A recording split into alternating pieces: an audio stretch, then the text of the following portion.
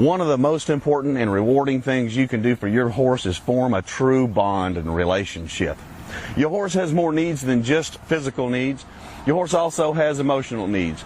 Let's talk about how to meet those emotional needs so that they can feel safe and secure and see a leader and a companion in you. Today, we're going to build a relationship with a horse. I'm Steve Smith with the Double Spur Ranch.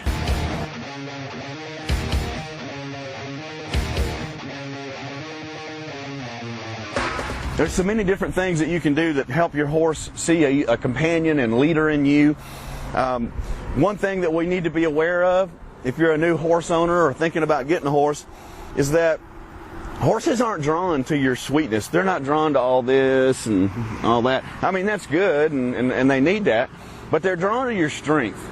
So they're going to start seeing a leader in you and respecting you when you make their feet move and show them your strength rather than just your sweetness.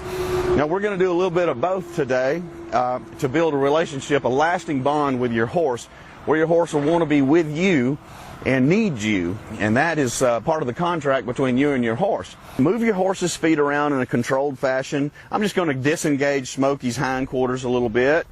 Let's go. Notice when I do that, I'm putting a little pressure right back here, so that if I'm in the saddle and I want him to disengage his hindquarters, he'll be used to that pressure right about there where that back button's going to be, get him to move around. So I'm just going to move his hindquarters a little bit. Then I'm going to go do the other side. When you do the one side and you do the other, tip his nose around, just like you would from the saddle. Give him a little pressure back here. Take the pressure off when he moves. Come on. Good. Take that pressure off as soon as he moves. So I'm moving his feet around. Another thing you can do is just be present with your horse. Just spend some time with her. You can hang out with them, watch the sun go down, watch the sun come up. Just hang with them, let them see a companion in you. If they show a concern about something, well, you show a little concern too. You know, if they're looking at a goat out in the pasture, well, you kind of look with them too. If they go down to eat, you can kind of stand like this, and it just kind of gives them that companionship, that herd, as if you're a part of their herd and the leader of their herd. So just spend some good quality time hanging out with your horse that's not always filled with pressure.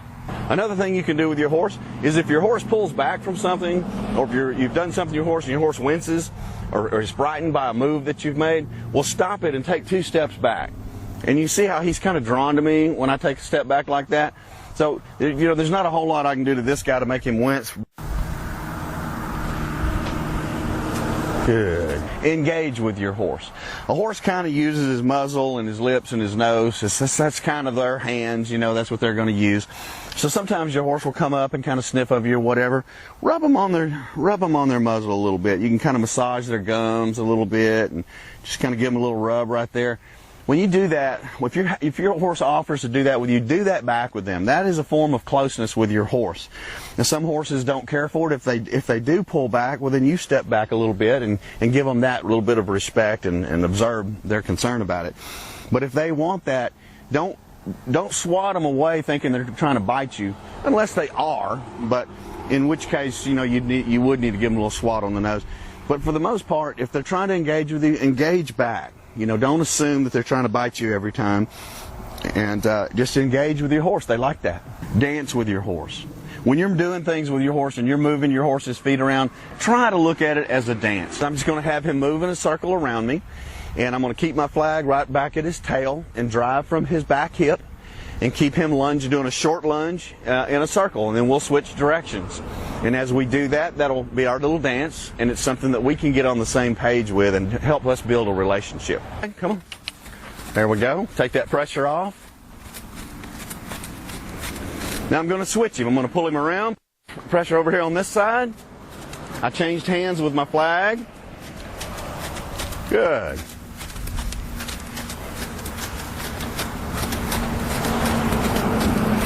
And we'll switch directions again. So I'm going to switch over, put my pressure over here. Now see how much more smoothly he did that transition?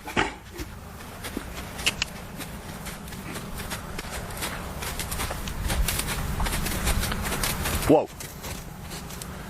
Good boy. Let him know he's a good boy for doing it. Now let's just see.